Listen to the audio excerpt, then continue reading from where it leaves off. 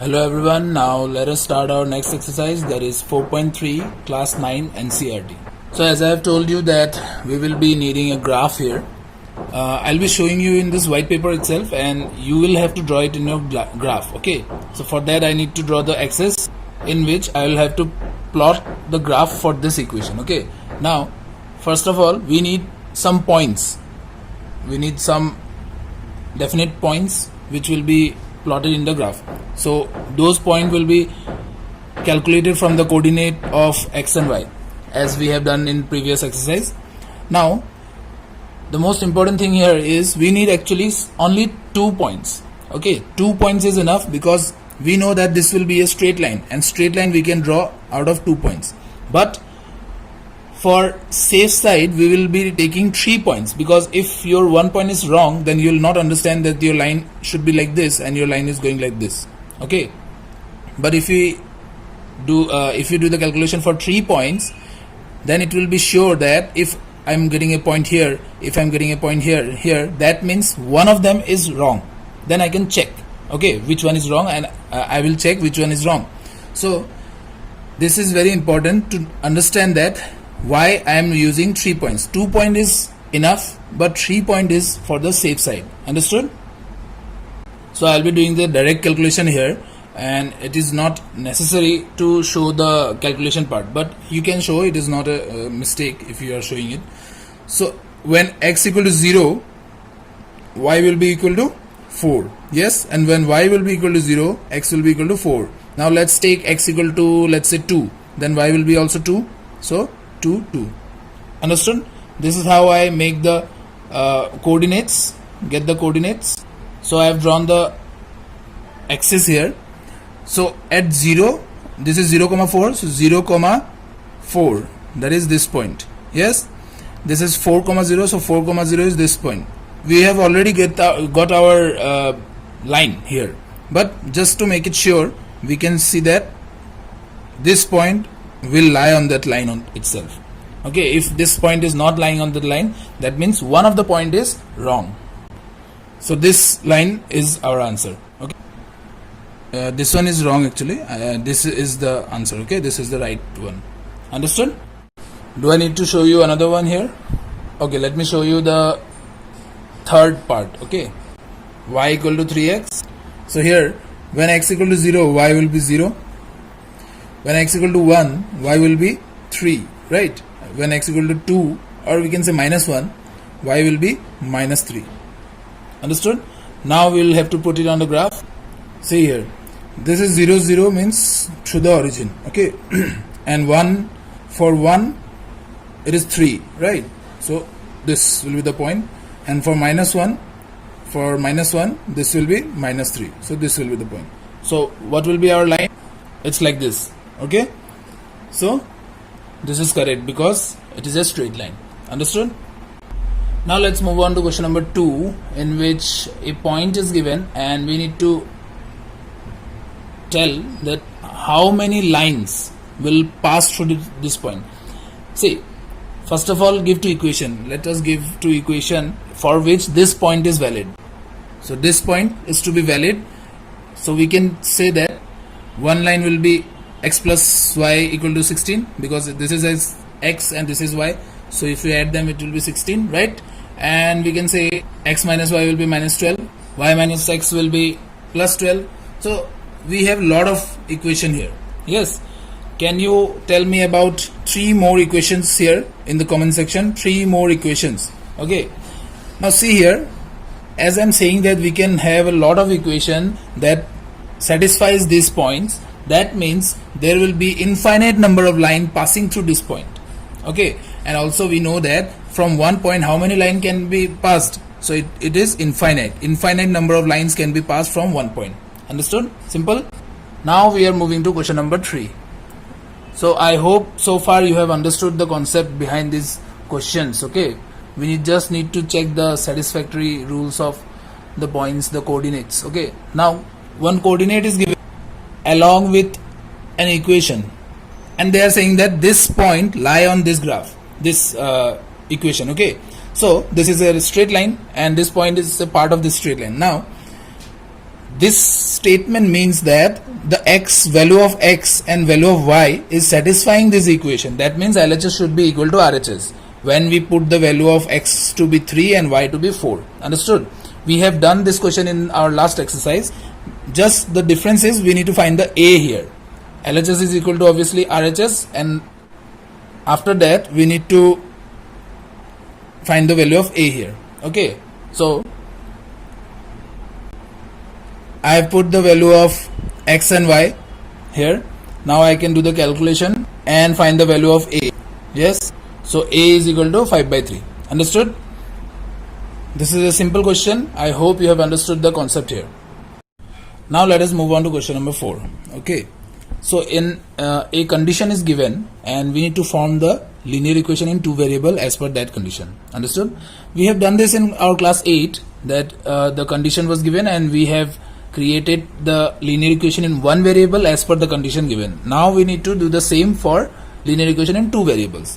So first of all, they have given. So what is the condition they are saying?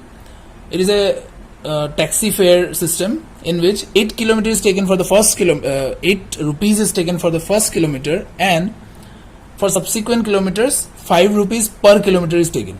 Yes, 5 rupees per kilometer. Understood? Now they are saying to take the distance covered is x kilometers and the total fare is y kilometers. Understood? So you have to write the statement that distance covered, what is x, what is y, you have to define it here. Actually, I'm not doing that part here. Now see, 5 rupees for every kilometer and first kilometer 8 rupees. Then what is the extra amount we have to pay apart from the kilometers? Because 5 rupees per kilometer is fixed. Okay, we need to pay the 5 rupees per kilometer, but for the first kilometer we need to pay some extra amount. What is that extra amount? Yes, that extra amount is 3. Yes, 3 plus now 5 rupees per kilometer. Now 5 rupees, if I am traveling 10 kilometers, we need to pay 5 into 10. If I am traveling 100 kilometers, I need to pay 5 into 100, right? If I am traveling x kilometers, then I will be paying 5 into x. Simple. Okay, so 5 into x, I am taking the x to be the total number of kilometers. Okay, from starting from 1. Okay, and the 3 rupees I have to pay extra for the first kilometer, therefore I have added that. Okay, and the total fare, this total sum is equal to y. I hope you have got the equation, and now this equation is to be plot in the graph like this. Okay, I can make the box here for 3 points, but I should not show you this plotting the graph again, because I think you have understood that. For x equal to 0, y equal to 3. Okay, and for x equal to 1, y will be equal to 8. Yes, because for first kilometer 8 rupees was to be taken, and for x equal to 2, y will be equal to 13. So that means for second kilometer, for 2 kilometers we need to pay 13 rupees. Yes, so it is valid. Understood? Now after all these things we have done, by putting the values of x and y in the given equations everywhere, question number 5 is your homework, because question number 5 is exactly same, in which we need to put all the points given in the graph for the first and the second case to the 4 equations there, and we need to check for which of the equation the graph is coding. Okay, one thing you remember here, it should be valid for all the 3 points. The graph I'm choosing, like for the first I'm saying, it should be valid for all the points. Okay, it should not be like 1 point is valid, 2 points are not valid, 2 points are valid, 1 point is not valid. This should not be the case. It should be valid for all the 3 points. That you should remember. Rest I know you can do it. Okay, so moving on to the next question, question number 6. Again a situation, and we need to form the equation. They are saying if the work done by a body on application of a constant force is directly proportional to the distance traveled by the body, express in the equation form, and then we need to draw the graph of the same by taking the constant force to be 5. Okay, so here I am taking the distance travel be x and the work done be y. Okay, and they are saying that work done by a constant force is directly proportional to the distance travel. That means work done is directly proportional to the distance travel. Now, can anyone tell me about what is the difference between the work directly proportional and equal sign? This proportional and equal. So here we need one thing. We need to convert this proportional to equal sign. Okay, when we convert this proportional to equal sign, we have a constant here like k, x. And in this case, as given in the question, this k is actually the constant force. Okay, constant force we have taken as k, because they are saying that it is constant. Yes, and when we remove this proportionality sign and we put a equal sign, then we add a constant here. Okay, and this constant in this case is constant force. Now they are saying that the constant force is of 5 units. So this is our final equation where k is equal to 5. Understood? Now for the first part, they are saying that distance travel is 2 units. That means we need to take the x to be 2 and then we can find the value of y. So work done will be 10 units. Understood? So in the second part, they have given the distance to be 0. That means x is equal to 0 and thus the y is of course 0. Okay, now we have 2 points here and we can make any of the third point. Let's say x equal to 1, so y equal to 5. So we have found 3 points, different points, and we can easily plot it on the graph like I have shown you in my previous questions. Okay, I'm not going to show it here. So in the next part, in the first part actually, we are asked about to plot this equation in the graph. Yes, and we can do it now. Understood? I hope you have understood this concept. So in the next question, question number 7, they are saying that Yamini and Fatima, 2 students of class 9th of a school, together contributed 100 rupees in the Prime Minister's Relief Fund. Okay, we need to do the form the linear equation. Now they are saying x to take x and y. Let's say Yamini have contributed x. Similarly, the contribution of Fatima will be y. Okay, now clearly as per the question, together they contributed 100 rupees. That means x plus y equal to 100. Simple. Now this to be plotted in the graph, we need 3 points here. So when x equal to 0, y equal to 100, and when y equal to 0, x equal to 100, and when x equal to 50, y will also be 50. Okay, so we have found out 3 points. We can easily plot it on the graph. So see here, to make the graph smaller, I have taken the scales of 10. Okay, so 10, 20, 30 like this, up to 70, and here up to 80, and I found 2 numbers that is above this. So I will be doing this converting this onto this scale. So I'll be taking 2 more points which will be less than 100. Okay, like 60-40 and 40-60. Okay, now I will be plotting these 3 points and my straight line will be formed. Okay, these 2 points I am neglecting because I have no space here. You can of course do that on the graph properly. Okay, now 50-50, there is 50 and this one is 50. Okay, then 60-40, this is 60 and this is 40, and again 60-40, this is 60 and this is 40. Okay, so this is our straight line. Understood? This may not be a perfect straight line because this is not a perfect graph. So if you do it on the proper graph, you will get a proper straight line. Understood? Now question number 8.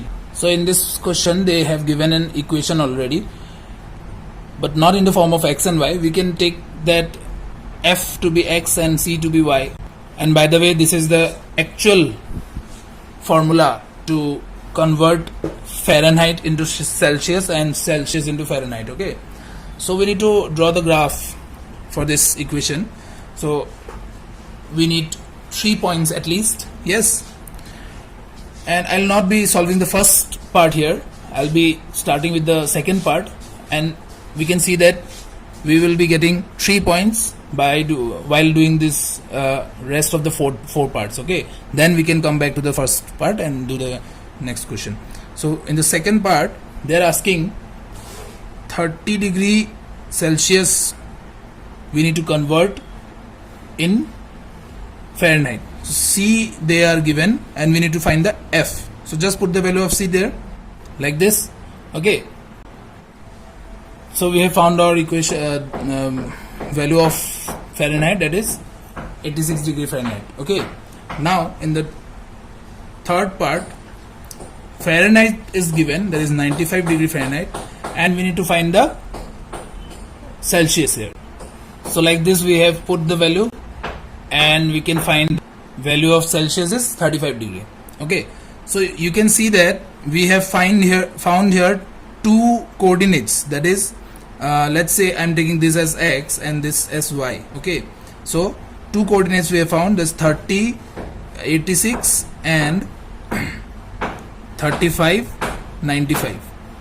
Okay, two coordinates already I found, so I can just put the value on the graph and we will find our straight line. Of course we can go for the third point, that is from the fourth part of this question, where Celsius is 0. Okay, so put the value, get the answer. So we have found another point, that is 0, 32. Yes, and also they have asked if the Fahrenheit is 0, then what will we do? Same, put the value, get the answer like this. Okay, that will be something 17.7. Now in the next part, the fifth part, they are asking about a thing, that is there any point where both the temperatures are equal? So let me find that. We will have to assume both the temperature to be x, that is equal. Okay, and then just find the value of x. Okay, just simply solving the value for x. Okay, so we can find that at minus 40 degree both the value for Celsius and Fahrenheit are equal. Okay, so I guess you can do the plotting of the graph here, because we have found 4 points already. These 4 points we have found already, and just plotting these 4 points on the graph, we can easily find the straight line of the required equation. Okay, understood? So this is the end of this exercise. Thank you. Stay home, stay safe, and keep learning. Okay.